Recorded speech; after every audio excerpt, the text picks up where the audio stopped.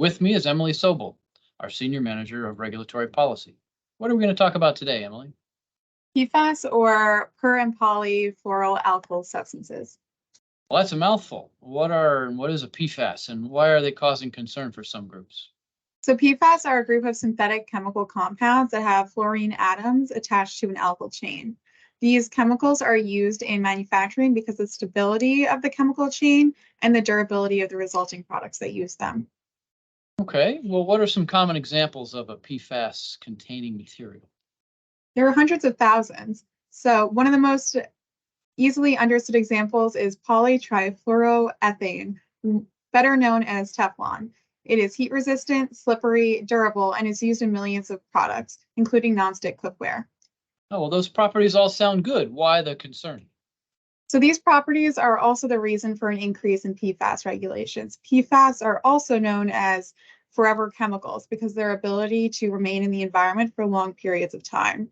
This has led to increased concerns about human health, hence an increase in regulations.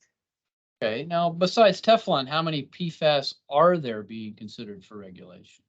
So it's important to note that PFAS represents an incredibly large span of chemicals, depending on how the regulating entity chooses to define PFAS.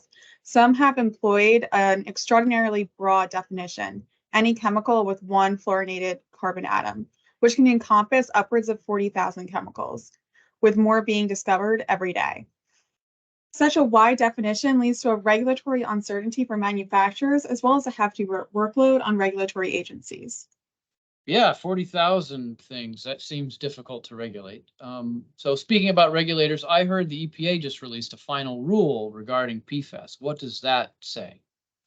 The EPA just released a final rule under the Toxic Substances Control Act, or TSCA, regarding Tosca. regarding reporting and record keeping requirements. This is not a rule that is banning or regulating the use of PFAS.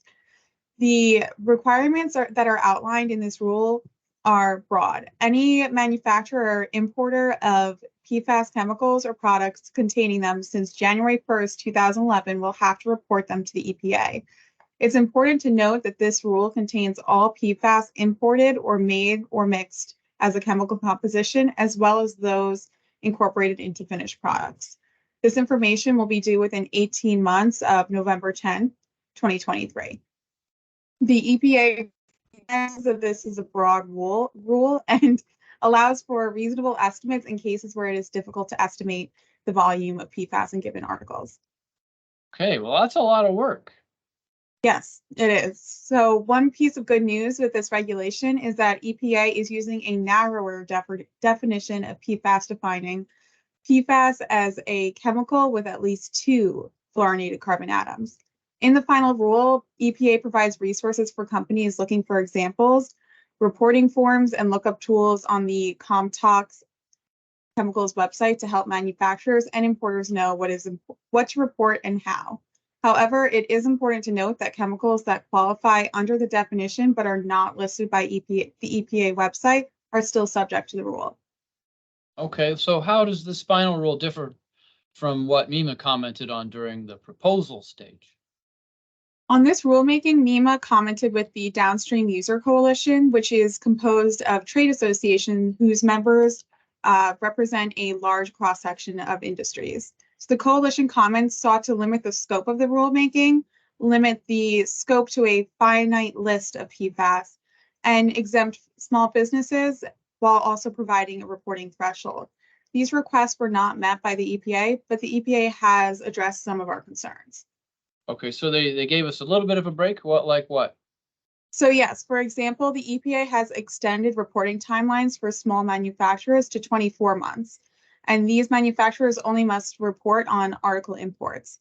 However, there was no threshold established, so manufacturers who lack the requisite data should use reasonable estimates based on data such as mass balance calculations, emissions factors, or best engineering judgments.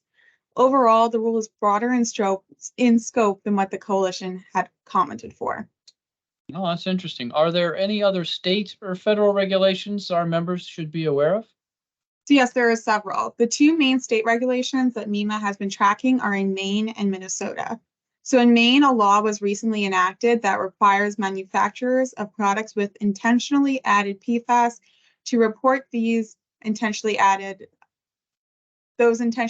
presence of PFAS in those products to the Maine Department of Environmental Quality. Reporting is required by January 1st, 2025.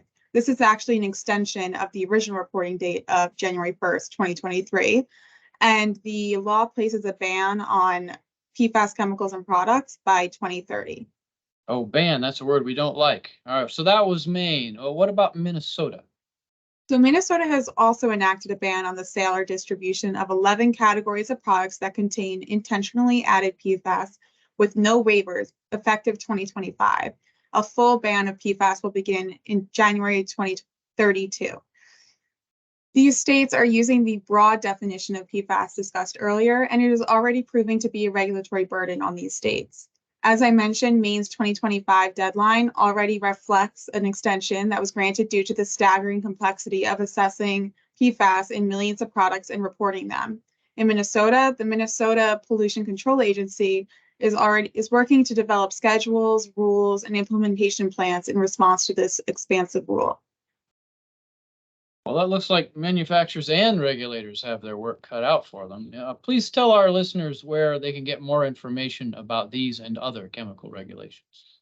They do. MEMA members are welcome to call or email either myself or Alex, and can also find information on these and other regulations on our MEMA.org website under the headlinings of advocacy and key issues. All right. Thank you, Emily. This concludes our discussion. For all of you out there watching, please don't hesitate to reach out to Emily or myself with any questions. Goodbye for now.